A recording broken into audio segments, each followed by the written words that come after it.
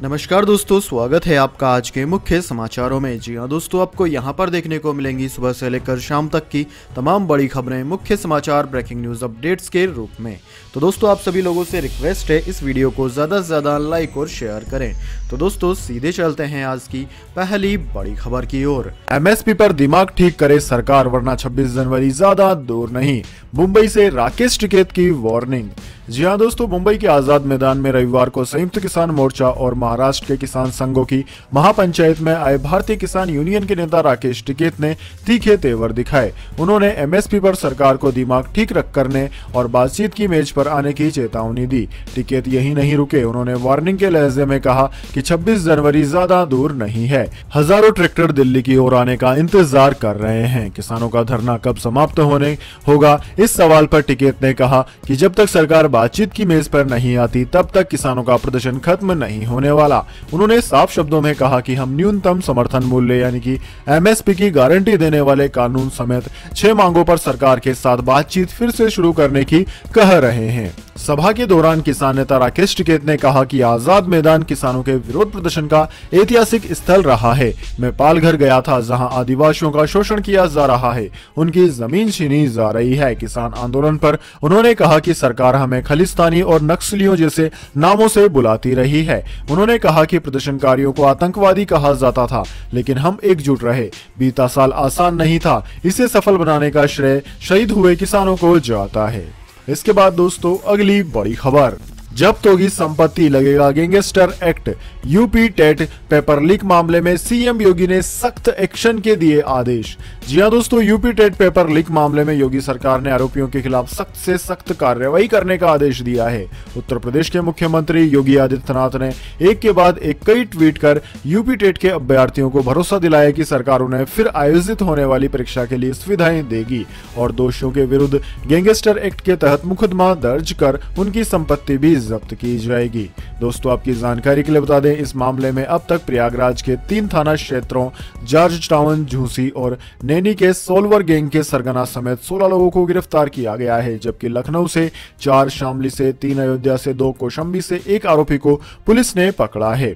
फिलहाल एसटीएफ इस मामले की जांच में जुटी है। यूपी टेट पेपर लीक मामले को लेकर सीएम योगी आदित्यनाथ ने ट्वीट कर कहा कि यूपी टेट के अभ्यर्थियों के साथ प्रदेश सरकार खड़ी है। 1 महीने के अंदर पारदर्शी तरीके से पुनः परीक्षा आयोजित होगी।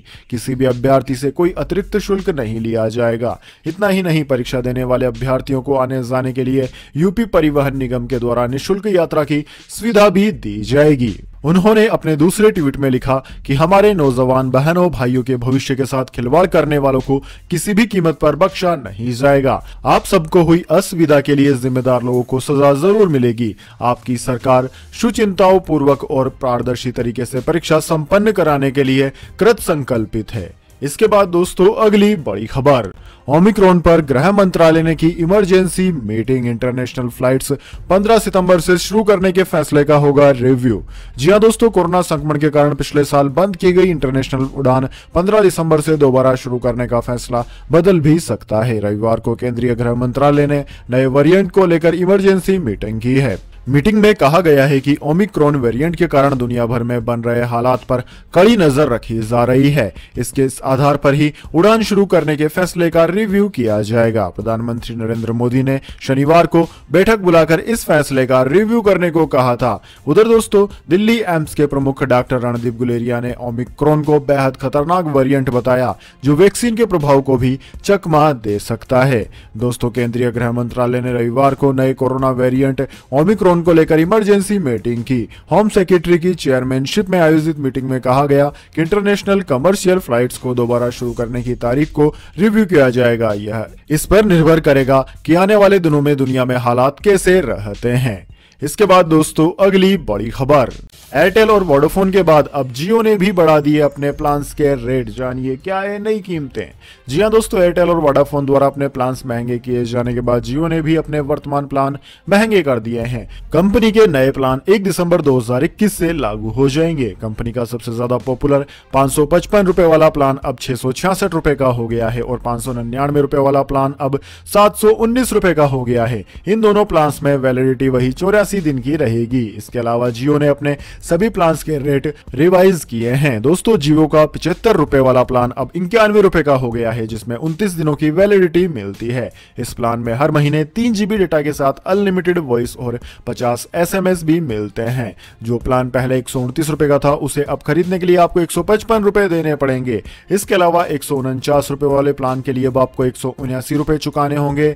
इसके अलावा 199 रुपए वाले प्लान के लिए 239 रुपए देने होंगे। 249 रुपए के प्लान के लिए 299 रुपए देने होंगे और 399 रुपए के प्लान के लिए आपको अब 479 रुपए देने होंगे। इन सब के अलावा सबसे बड़ा प्लान 533 रुपए का हो गया है, जो कि 444 रुपए का अब तक आता था। इसके बाद दोस्तों अगली बड़ी खबर, सबसे अमीर लोगों में 7 क्रिप्टो करेंसी की वजह से बने अरबपति। जानिए कितनी है उनकी संपत्ति।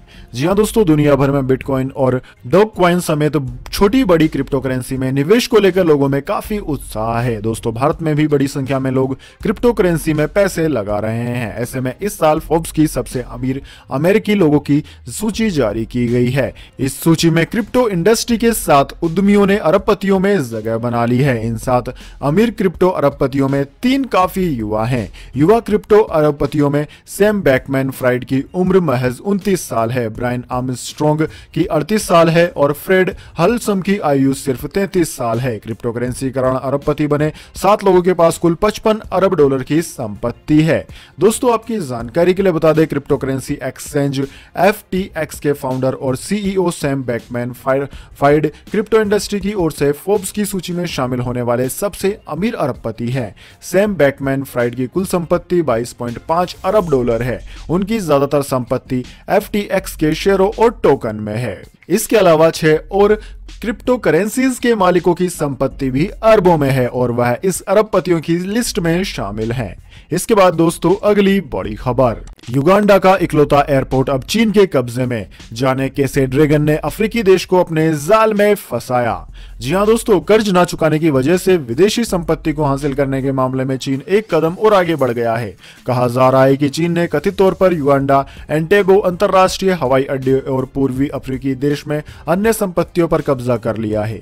इसी के मद्देनजर युगांडा के राष्ट्रपति योवेरी मुसेवेनी ने भी चीनी सरकार के साथ फिर से बातचीत के लिए एक प्रतिनिधिमंडल बीजिंग भेजा था।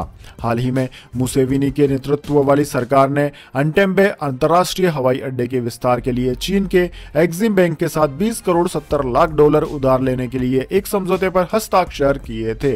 अफ्रीकी खबरों से संबंधित एक समाचार पोर्टल के अनुसार ऋण की परिपक्वता अवधि 20 साल की थी, जिसमें 7 साल की छूट अवधि भी शामिल थी। लेकिन अब ऐसा लगता है कि चीन के एक्सिम बैंक के साथ हस्ताक्षरित लेन देन का मतलब यह है कि युगांडा ने अपने एकमात्र अंतरराष्ट्रीय हवाई अड्डे को उसके हवाले कर दिया है। दोस्तों आपकी जानकारी के लिए बता दें, चाइना की हमेशा से यही नीति रही है कि गरीबों को वह लोन देता है, यानी कि गरीब देशों को खूब जमकर लोन देता है और फिर बाद में जब वो देश लोन नहीं चुका पाते हैं तो उन गरीब देशों की संपत्तियों पर कब्जा कर लेता है।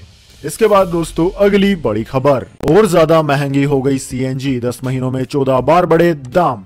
जी हाँ दोस्तों, एक तरफ सरकार कहती है कि पेट्रोल डीजल की जगह पर ग्रीन ईंधन विकल्पों का इस्तेमाल करना चाहिए, मगर ग्रीन ईंधन के विकल्प भी लगातार महंगे होते जा रहे हैं। देश भर में ग्रीन और दूसरे विकल्पों के तौर पर जिस इंजन का इस्तेमाल किया जाता है वह CNG है, लेकिन CNG की कीमतें लगातार बढ़ती ही जा रही है। मुंबई में आज फिर इसकी कीमत में बढ़ोतरी हो गई।